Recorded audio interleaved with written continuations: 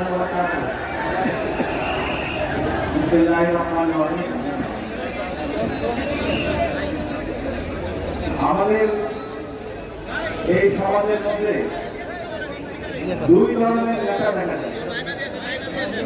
এক ধরনের নেতা হলো তারা বলে আমরা এই করতে চাই, ওই করতে চাই, এটা করবো, ওটা করবো, কিন্তু তাদের কথা এবং কাজের মধ্যে কোনো মিল পাওয়া যায় না।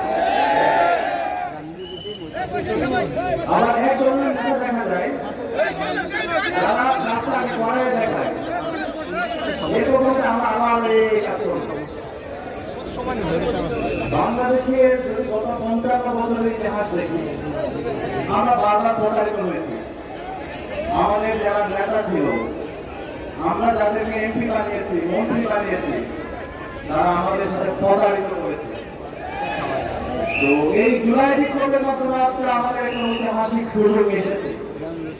এবার নেতৃত্ব বাছাই করতে ভুল করলে চলবে না।